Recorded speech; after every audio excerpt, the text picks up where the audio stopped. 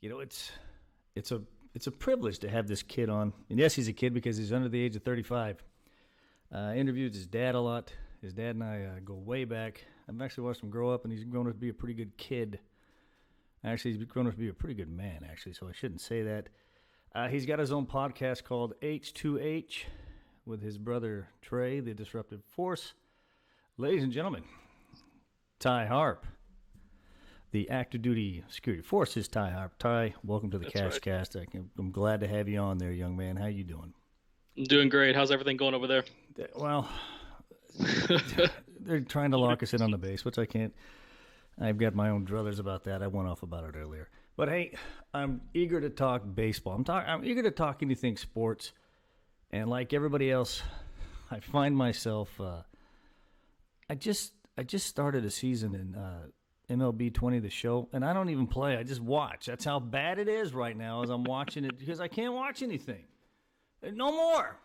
But you and I were talking about you're taking a humanities class, and somebody said, hey, Babe Ruth doesn't exist. And one thing we wanted to do is we wanted to talk a little baseball. And then that led into about Pete Rose and all that. Hey, what's your thoughts on Pete Rose as somebody who never watched him play? You hear the stories. What can you tell? What's your thought on Pete Rose? Somebody like that. Yeah, so I guess growing up, obviously Dad grew up in Kentucky. My whole family did. So Pete Rose was like an idol coming in the 60s, 70s, all the way into the 80s. And so that was always the opinion I got, right, was that Pete Rose was like unapologetic, unbiased, just out to win the game, whatever he could do to win. I guess my generation, the only Pete Rose we have is like him was a manager. We never really got to see, I'd say my generation. I mean, I wasn't alive, but that's how I remember him, was as a manager in Cincinnati. But I know he had a whole career before that. So, well, he got his nickname Charlie Hustle. The story goes that he got his nickname Charlie Hustle from Mickey Mantle. And this is when he was a rookie at a Grapefruit League in Florida, and he tried to climb the fence to catch a home run. And you got to hear Mickey Mantle tell the story. The ball was hit like 30 feet over the fence, and Pete Rose this is when he was a left fielder. Pete Rose played every position on the field. I don't think he played shortstop, but he played every position in the outfield. He played every position in the infield. He didn't catch. But he's climbing the fence trying to catch this ball, and Mickey Mantle said, well, looky there, we got another Charlie Hustle over there. And it stuck. So you never watched him. You didn't get to experience him playing. No, not at all. I guess it's just highlights. I mean, obviously, Ray Fosse, right? Like, that's what everybody talks about, is him colliding into Fosse in the All-Star game and pretty much ending that guy's career, right? That's the only thing we really got, I guess, as I was a kid. Well, I'm old enough to remember Ray Fosse, too. And actually, Ray Fosse, he was an Indian, and then he went to Oakland and won a couple of World Series with Oakland. He would talk about it. Now he's a broadcaster for the A's. And Fosse's in his mid-70s, and he still does about 30, 40 games for the A's. He's been there forever. Yeah. And he says it was a clean play. He says, you know what? I blocked the plate, even though it was an All-Star game. Pete Rose didn't care about that. But the thing about Pete Rose is this, Ty. He's, for your generation, and I do the same thing. Now, I told my son I was interviewing you, and he says, you know what, when's it my turn? I don't know.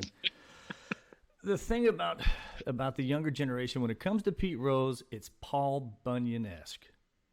Yeah. And now I grew up outside. I wasn't a Reds fan, but we only used to get whenever the Giants and A's played, which was maybe once a week on TV, and you would get the Saturday game.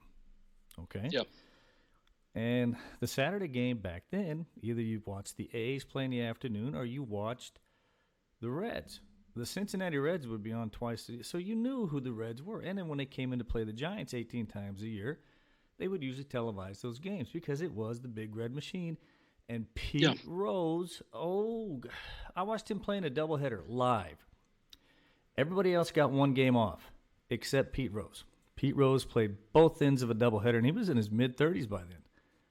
Yeah. He didn't care. Oh, my God. One more story. I'll tell you. Gary Carter used to talk a lot when he was a catcher. You know, he'd always flap his gums. He said the only guy that ever talked back to him when he was hitting and hit a double, Pete Rose. Pete Rose was the only one who would say something back to me. That's one. And then the other guy was Carlton Fisk. Carlton Fisk said when Game 6 of the 1975 World Series, Pete Rose came up in the 11th inning and says, "Can you believe this game? I can't believe this game. This is the greatest game I've ever played in. Oh, my God." And Carlton Fisk likes to be all stoic, right? But he goes, "This is Pete Rose telling me this. What am I supposed to tell him?" Shut up. And he was right. But, okay, and again, your thoughts about him going to the Hall of Fame. Should he go? And tell me why, yes or no. I mean, obviously, I guess I never saw him play like we've said, but absolutely. I mean, the guy's 4,256 hits. Mm-hmm. I mean, and most of those were those like short, bunts or like those little triple down to third base and sprint it out kind of thing. But he had, like, after looking into him, he had so many doubles and so many triples when he was younger. I mean, he absolutely hustled. And that's I get the nickname, I get all that. Yeah, you know what I mean? It's just he was a contact hitter, and he knew he was a contact hitter. And he owned it. And, I mean, then you look at it, he won 400 games as a manager. Yeah. I mean, it's just between those two things. And, I mean, I think he's the last player manager, right? Like, I remember there's a couple of things he said. Yeah. Well, he's like, "Oh, I had to play first base, so I just go play first base. It is what it is." Actually, I'd have to look up the stats, but the year that he got his 4,192nd hit, that's the one that broke the record. Mm-hmm. For a 44-year-old man, he was actually having a pretty good year.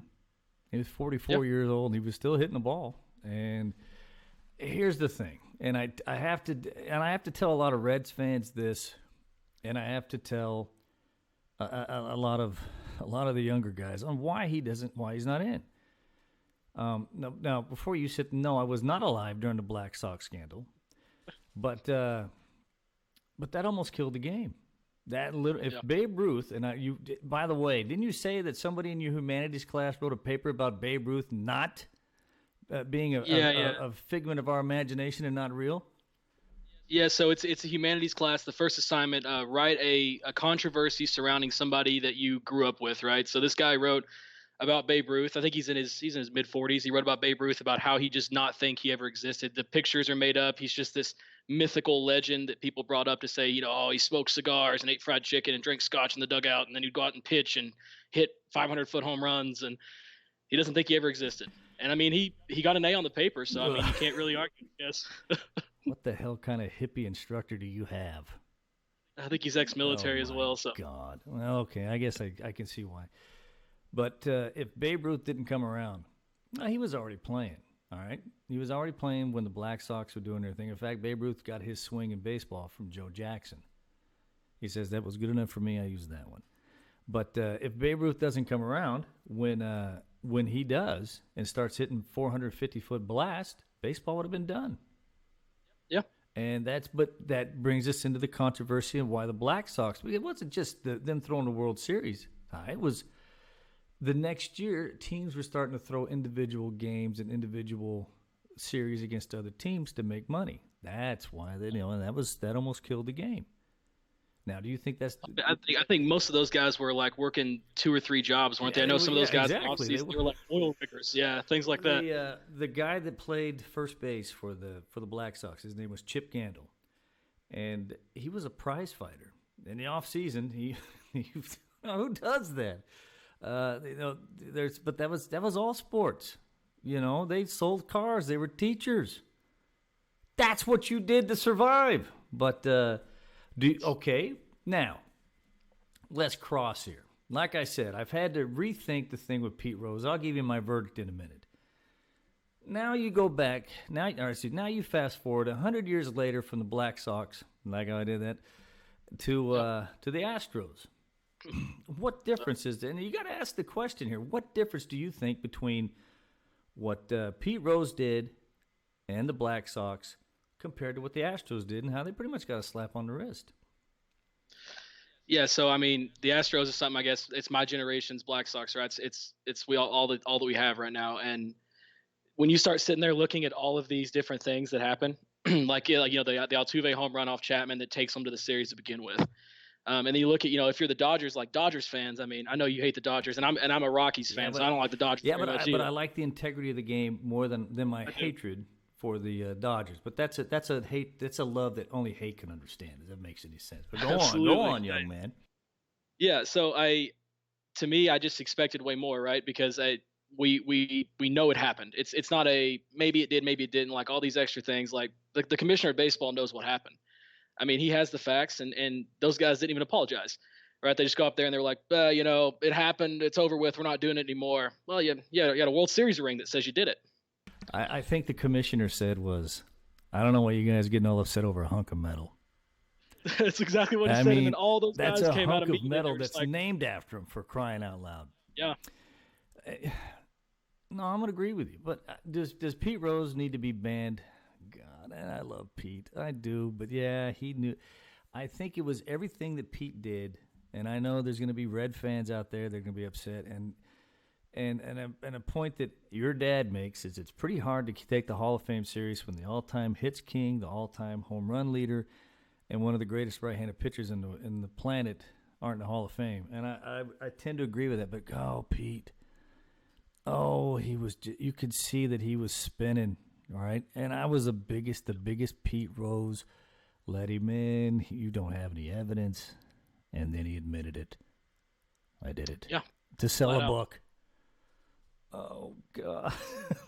Man, and the book was, and I mean, I think he only talks about it in the book for like, I just got done reading a couple months ago. It's like maybe 3 paragraphs. He's like, I did it. It happened.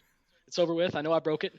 I know you broke your trust. It happened. He was doing so good on MLB on Fox. He was doing so good. And then, but that's how Pete's always got these controversies, man.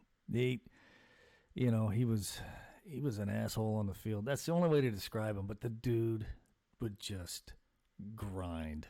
Yeah, I'm ignoring his Montreal Expos days. Can't do that. No. All right, so you think wait for him, maybe? That was bad. Oh, that was terrible. If you haven't known, Tye Harp has a podcast, H2H. Tell me a little bit about the podcast. So it's just a podcast. We talk about sports and some current events. It's my brother and I. Nothing crazy. It's about 30, 45 minutes we go. We just talk about everything. I mean, right now with this whole COVID stuff going on, most of it's just history and forecasting. But we touch on everything a little bit. What I can talk baseball on, my brother can talk NBA on. So we'll just go back and forth and bounce. Try to hit every sport we can and talk about everything going on. Well, he is a disruptive force, and just want you to know that. Well, he absolutely is. I got your page. I went ahead and liked it. I will check it. Definitely check it out. One last thing, when it comes to baseball, and there's a guy in the group Sports Talk. His name's Chris Simpson, and he's actually taken a class. It's there's no credits for it, because if there's credits, I'd be all over it. Yeah. But it's pre-1920s baseball. That's about Ruthian and all that. But you'll find out and do some study on it, on the relationship that the owners and the players have. That's why they gambled, and that's every issue they've always had when it comes to the players and when it comes to the owners is how they've been treated. How the players look up. I don't know how much you know about collusion. But look up collusion in Major League Baseball in the mid '80s. That was one of the biggest controversies, and it rarely got any not the press it deserved. That's what the owner's saying. You're not going to play for anybody else, and that's it. And that cost them millions and millions of dollars. Look that up, and that's what you and I will talk about next time. Yeah. Anything you want to add? Anything? Any subject? I'm gonna give you carte blanche. Any subject? Yeah. So you said, Babe Ruth obviously saved baseball in the 20s, right? He brings it back. He starts playing for those teams. He starts dominating. It's kind of how I feel like the steroid era happened, right? So you have 94. They go on strike. They don't play. And then these guys come back, and, Mark McGwire starts going off. Sosa, Canseco, all these guys. That, I guess, like growing up, that's what I thought kind of the same, right? That saved the long ball in the mid-90s, saved baseball, right? Because they needed fans. Well, I agree. And that's you know who was doing it right all the way up until 1998? Barry Bonds. Yeah. I said this on one of my shows one time when it came to Barry Bonds. He hit his 400th homer. He stole his 400 bases. Then he hit his 400th homer. No one cared. Nobody cared, but they wanted to know if Sosa or McGwire hit a home run that night. Think about it. 400 steals, 400 homers, and he was 34? Yeah. Oh, yeah. And And he played for another 10 Yeah, years. he played. Yeah, he played 10 years, and then and you know what? He still led the Giants in RBIs, home. He was a Triple Crown winner for the Giants, and they didn't care. And I'd say I think that man got walked more than anybody else in the history of baseball. If you were a pitcher and you were in the dugout waiting to go back out and pitch, you already knew where he was coming up. You already knew. Oh man, if I lock this guy, then I got to face Bonds. The guy got walked with the bases loaded. But and you know what? It was the Arizona Diamondbacks that won the game. But the thing with major league owners at that time didn't care. You know why? Because there were asses in seats. That's the only reason why. Yeah. So, good stuff, young man. Well, I'll have you on again. Hey, get me on if you want. I would even come back and reciprocate and do the favor and do your podcast as well, young man. Sure, Trey, and I'd appreciate it. Absolutely. Folks, Tye Harp. Everybody say thank you, and Tye, good talking to you.